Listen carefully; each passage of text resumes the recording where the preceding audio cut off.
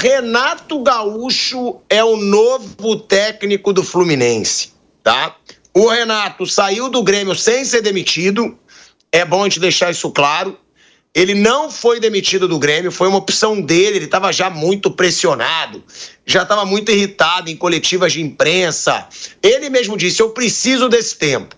Ficou um tempo no Rio de Janeiro, do jeito que ele gosta, praia, futevôlei, deu uma descansada e agora segue no Rio de Janeiro para assumir o clube onde ele foi campeão da Copa do Brasil e onde chegou numa final de Libertadores com um baita futebol, aquele Fluminense, que tinha Thiago Neves, o Washington Coração Valente, né? Thiago Silva, e que chegou na final da Libertadores. Agora, Mauro César Pereira, é uma boa escolha do Fluminense ter demitido o Mano Menezes e colocar o Renato Gaúcho? Eu, particularmente, eu gosto do Renato como treinador. Não acho que está entre os principais treinadores hoje do Brasil, mas gosto do Renato. Eu acho que ele já mostrou futebol bom em muitos clubes por onde ele passou, né? Porque eu nem sei falar bons futebols, não sei se é assim. Já mostrou um bom futebol em vários clubes por onde ele passou, né? E aí, no Fluminense, ele tem essas conquistas. Eu acho ele muito melhor que o Mano, pelo menos. Você, Mauro, acha Renato Gaúcho um nome melhor do que o Mano Menezes? E pro Fluminense, no momento atual, é uma boa escolha? Lembrando também que tinha o Dorival livre no mercado.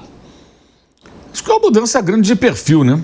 Em todos os sentidos. O Mano teve dificuldade de relacionamento, o Renato costuma ter facilidade na relação com os atletas. Então isso deve melhorar. O Mano monta times com mais preocupações defensivas, o Renato tem trabalhos recentes péssimos do ponto de vista defensivo. Então a tendência é o time ser um time mais agressivo, a bola vai chegar mais para o Germancano, mas o Thiago Silva deve sofrer mais um pouco, o time vai ficar mais exposto, o Fábio vai ter que trabalhar mais. É uma mudança radical aí de perfil que mostra o quão sem critérios são os dirigentes dos clubes de futebol no Brasil. Assim, eles saem de um extremo para outro, no perfil de técnico para outro. Agora, o Renato é um bom escudo também, o presidente do Fluminense, né? Vai catalisar as atenções, como ele sempre costuma fazer muito bem. Enfim, mais do mesmo, né? É mais do mesmo.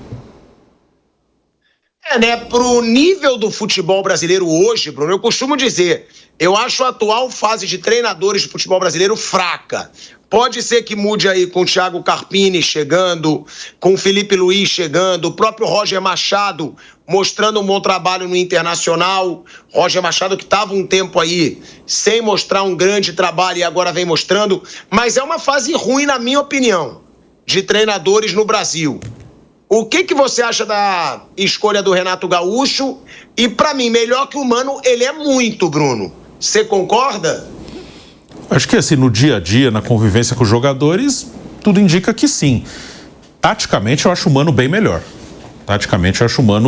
Talvez um Mano já não tão motivado, né? O Mano Menezes, no Corinthians, lá atrás, em 2008, 2009, quando ele vai à seleção, ele fazia um trabalho muito bom. Assim, um time muito bem organizado, um time que jogava bem, defendia bem e tinha equilíbrio, ele tinha esse equilíbrio entre atacar e defender. E ao longo dos anos, acho que o Mano, ele realmente teve alguns trabalhos que ele não conseguiu ter esse equilíbrio entre ataque e defesa. Em alguns times, o time dele não conseguia criar tanto. Em outros, não. Ele até tem um bom trabalho no Inter recente, que ele foi vice-campeão brasileiro em 2022. O Palmeiras é campeão, o Inter é vice, ali ele consegue tirar alguma coisa do time do Inter. Mas o Mano dá a impressão, aí só ele pode dizer, eu não convivo com o Mano Menezes, não sei o que passa na cabeça dele, mas ele me parece um cara que já está sem paciência para algumas coisas do futebol que não tem jeito, que devem ser muito chatas mesmo, mas você tem que ter paciência na convivência do dia a dia com atletas, cobrança de torcida, entrevista coletiva, devem ser coisas bem malas mesmo. Mas você tem que aguentar, e parece que o Mano já não tem muita paciência para aguentar algumas coisas. Então ele hoje acho que não faz algumas concessões, um comportamento um pouco mais político, que às vezes é necessário, que hoje acho que ele já não está mais a fim de fazer. Então ele está com mais dificuldade. Me dá essa impressão assistindo as coletivas, o que ele fala, né? Mas eu não tenho essa convivência com ele para saber exatamente. Mas eu tenho essa impressão de que ele não tem mais paciência para algumas coisas. O Renato é um cara que no Grêmio ele termina o ano também já sem paciência para... Ele vinha dando coletiva já bem irritado, mas aí acho que tem muito a ver com o fato de estar no mesmo clube por mais tempo. O Renato acho que consegue levar melhor essas coisas chatas do dia a dia de um clube de futebol.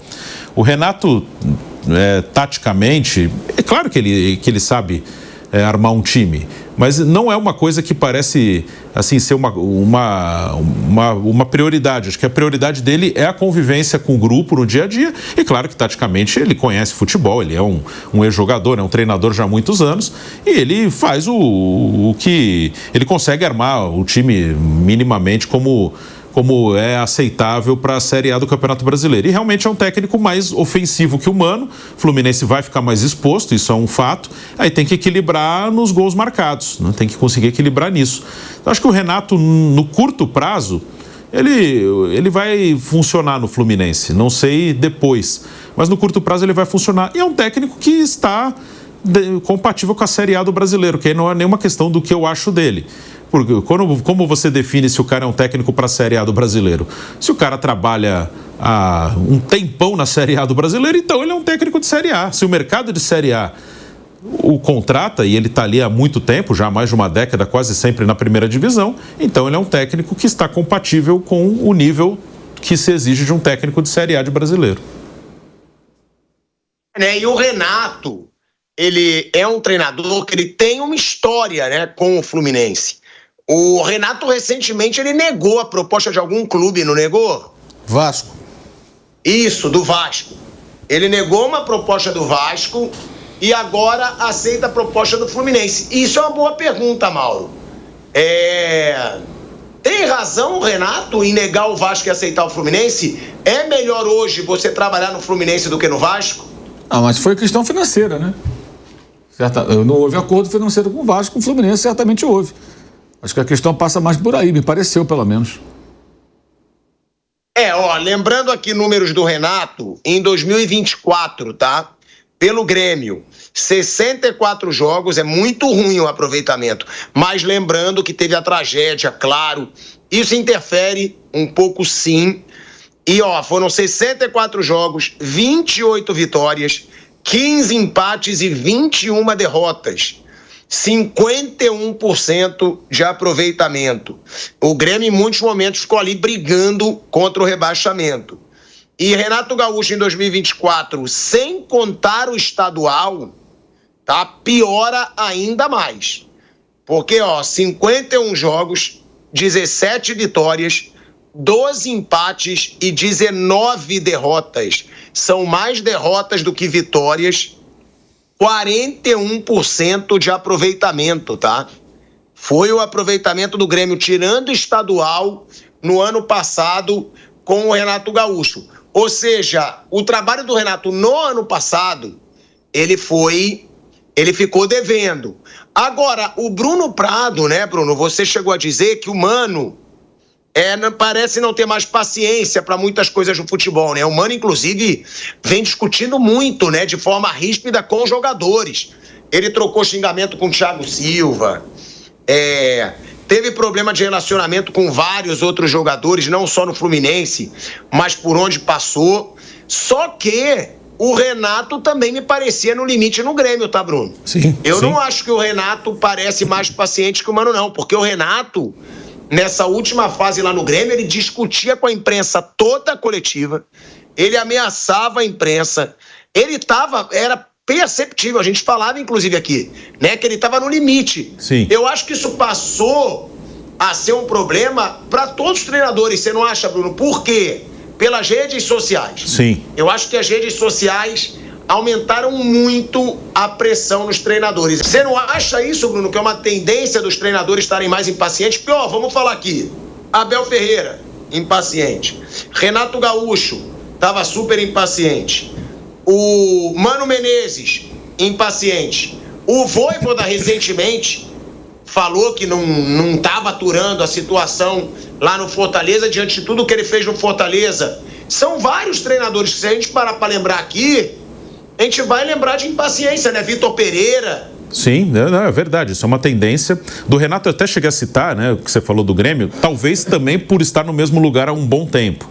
Talvez em um outro ambiente, no Rio de Janeiro, ele mora no Rio de Janeiro, né? Quando ele não está trabalhando fora do estado, ele mora no Rio, né? Quando ele está sem trabalhar, a casa dele é no Rio de Janeiro. Talvez num outro ambiente ele consiga ficar mais tranquilo, e acho que o Renato ele é mais maleável assim para levar esse tipo de coisa. Lá no Grêmio, nessa última passagem, ele já estava há mais de 2 anos. A anterior foi até mais longa, deu 5 anos e pouco. Nessa última já eram 2 anos e pouco, mas não ficou tanto tempo longe. Então dá quase para somar uma com a outra, né? Ele ficou 1 ano e pouquinho fora só, aí depois retornou. E então acho que talvez o ambiente já do mesmo local, do mesmo time, os mesmos jornalistas ali na coletiva, que ele já tinha algum ranço ali, e os caras com ele também, talvez isso tenha atrapalhado no final dele no Grêmio nesse sentido, né, de já não ter mais paciência. Mas é uma tendência sim, o que você falou, eu concordo totalmente. Hoje a rede social, do jeito que está, ela deixa as coisas muito mais desgastantes, muito mais complicadas, muito mais difíceis, porque você é cornetado 24 horas por dia. Que uma coisa é você perder um jogo, aí naquele dia você é xingado, é vaiado, te chamam de burro, enfim. Todo técnico, desde que existe o futebol, passou por isso. Mas era o jogo ali, você foi xingado aquele dia e acabou.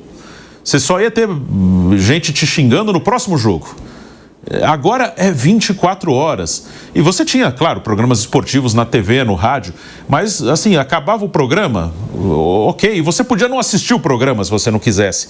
Hoje, mesmo que o cara não queira assistir programas ou não queira acompanhar, que ele não tem um perfil na rede social, chega nele, porque ali alguém manda no WhatsApp. Ó, o que não sei quem falou de você.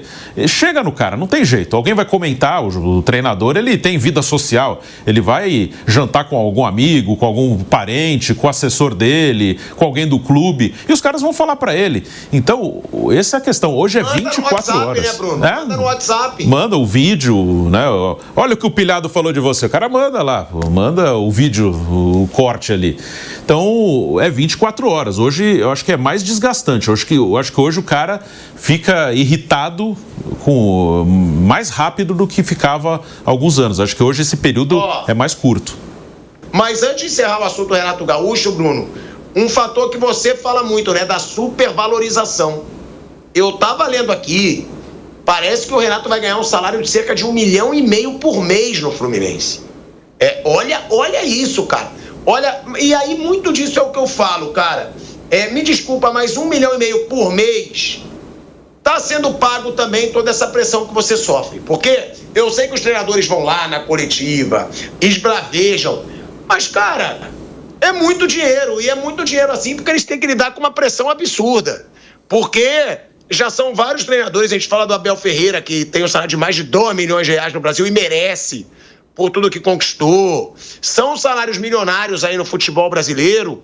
Mas é aquela supervalorização que você fala, né, Bruno? Renato não vem de um bom momento e, mesmo assim, um salário pesadíssimo no Fluminense. É uma coisa muito louca. É o dirigente transferindo a responsabilidade para o técnico. Eu pago uma fortuna para esse cara aqui, ele tem que resolver. Aí, se ele não resolver, eu tiro ele e acabou. E o dinheiro é do clube, né? E aí o problema não é dele, né? O dinheiro não é dele, o dinheiro é do clube. E o pior é que isso vai acontecendo e acaba se tornando uma régua do mercado. E repito, eu sempre acho importante falar isso, eu não tenho nada contra ninguém ganhar dinheiro. Não é essa a questão.